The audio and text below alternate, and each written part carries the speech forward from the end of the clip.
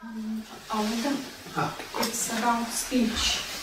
Mother says that 99% of the time, 99% of the people mostly talk uselessly. So it's not very productive or purposeful. So how do we make our communications purposeful? So it's very true. Speech is the power. It's the externalizing power. So speech is where you, whatever is inside you, you take it to the world. So it's the power of externalizing mind. Speech is controlled by that. So just as understanding is by the receptive mind, speech is. And Mother has said in so many words, she says people who indulge in gossip.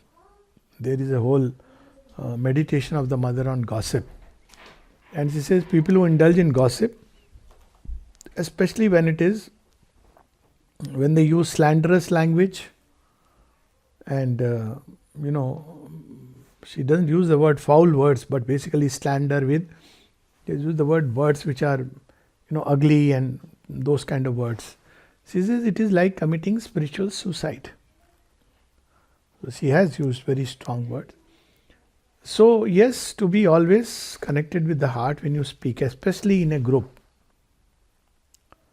This is okay. This is still a good group, but here too, means anywhere, stay connected with the heart. Don't let just flow with just anything and everybody. We get caught in the atmosphere of people. So this one has to learn how to stay connected here when all kinds of things are going on. Say for instance in a party, in the Indian Air Force I had these occasions, parties, you have to go for a party. So this was a very good practice to be a witness and to be here. So people say all kinds of things, practice equanimity. But there are times when you want to speak, you should speak. But this should flow. When there is a heated discussion, debate, animated discussions, they are best avoided. These things one learns by experience. Especially if you are idealistic, there is a tendency to be drawn into. So one has to slowly, because you discover that you lost something. It's a very sad, one learns through all these mistakes. It's not that tomorrow it changes. And slowly one begins to discover. Then one has to start even picking and choosing. There's no need to go for, parties and what is that? घोड़ी पर गधा बैठता है, क्या बोलते हैं उसको? Marriage. So donkey sitting on horse, no. That's how marriages are, like the dulha sits on the. It is such a pitiable sight, honestly. That fellow who would be scared at the sight of a mouse is a kuvarji holding a sword. And I mean, height of insanity. And he enjoys being fooled. Just imagine with a sword, I am kuvarji. At least deserve that. Even if the horse goes berserk, he will jump off. That's why I use the word घोड़े पर गधा. So, see, marriages, they are places where the consciousness gets really debased. I'm not saying whether one should do it or not, but in the interest of yoga, one should not. And if one is caught into that, because see, none of these is indispensable and necessary. All this socialization thing, we think it's not really indispensable or necessary. If we are doing it, we should know that, well, I still am not able to be so sincere. At least the first step of sincerity is to discover my insincere spots. And then, rather than, just justifying it, what to do, this what happened, that happened, no. There is in me a weakness and I need to overcome it. Mother, this is how I get carried away. Help me. This should be the approach where we discover every insincerity. So generally, groups are, certain groups you cannot avoid. Office meeting. Everybody knows. Meetings are all about everybody decides and nobody decides. or somebody is already decided, but gives the illusion of democracy. And everybody knows these things. But it's okay, then practice equanimity.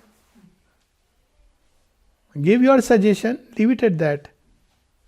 If you are asked, give your suggestion. Or if you are in that position, give your suggestion. But then practice equanimity in an office meeting where you have no choice. Marriages, best avoid, your own and everybody's.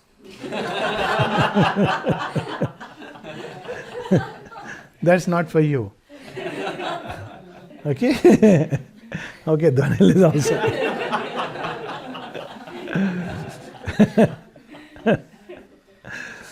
But anyways, so the point is that you should know that what groups, where, and then of course satsangs are okay, but satsangs also tend to sometimes degenerate. After a good meditation, people just, get too bubbly, too cheerful. So darshan days, especially in ashram, you will see. Other places also. Darshan days are also a combination of meeting day.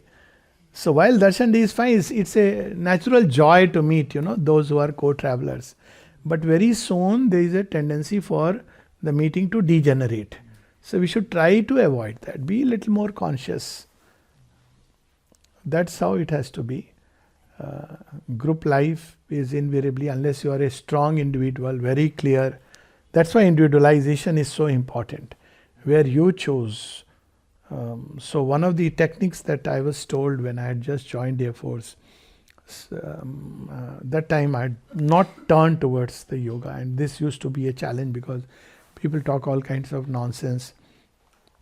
So someone passingly said something and I picked up a hint and I said, okay, this is a good idea. So what I would do is that I would start either observing or I would start initiating a new conversation, so that at least the conversation becomes meaningful.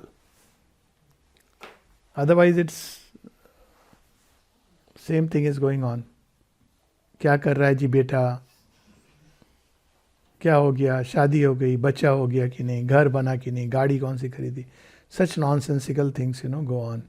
So at some point you have to yourself change that whole conversation into something more meaningful.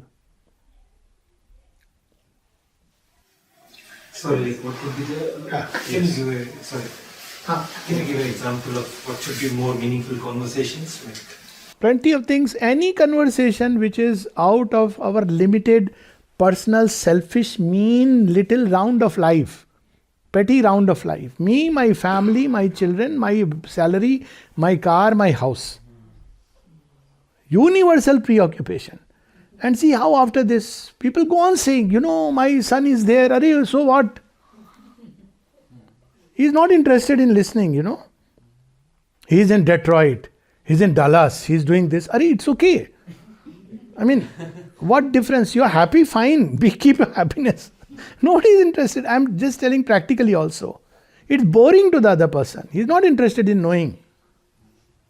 But a conversation, let's say when you talk about India or about nation, about larger things which are happening, which should concern all of us as a citizen. Condition of humanity. Pick up any topic, hundreds of things which are important. It could be apparently seemingly small plastics for that matter. But something which is not all about that pettiness. I can't help quoting a passage from Savitri. Oh, for this lines which Ashupati hears in his Akashvani. Oh, force compelled, fate driven, earth born race. Oh, petty adventurers in an infinite world, and prisoners of a dwarf humanity. How long shall you tread the circling tracks of mind around your little self and petty things, but not for a changeless littleness where you meant, not for vain repetition where you build. This transient earthly being, if he so wills, he who now stares at the world with ignorant eyes, can fill those orbs with the immortal sight. Our acts can fit into transcendent scheme. If nothing else, discuss these things. So many things. But basically, the smallness of life, which is centered around, how lovely, I'm just giving an example. Oh, the other day we had dosa at that place, fabulous. Now the other person also has to say, Say, but have you tried that joint? Oh, that person, the recipe is like this. No. You should go to Pondicherry and you should try there. But I prefer little less spice. What is this conversation going on half an hour over dosa? Can you imagine a worse waste of time? And it goes on. The rasa that people take in. I'm just giving an example. After all, it's okay. Nice dosa, you ate it, enjoyed it, done with it. That's the end of the story. So that's what I meant by a meaningless. Meaningless conversation is that which no way contributes to our progress. Knowing a good dosa joints all over in Melbourne doesn't help. But knowing if there is a study circle in Melbourne helps. Knowing if there is a good library, where probably you also have Shurvinda's books the other day, that helps. Knowing that there are, certain event going on of a beautiful musical festival, where, someone is coming and a soulful music, that helps. So that's the basic difference between a meaningless conversation is a waste of time and energy. It doesn't contribute to our own individual or collective progress. Meaningful conversation is where it at least helps me grow. Sometimes, for instance, deep state. So what is deep state? When people discuss, they know little more about what's happening in the world.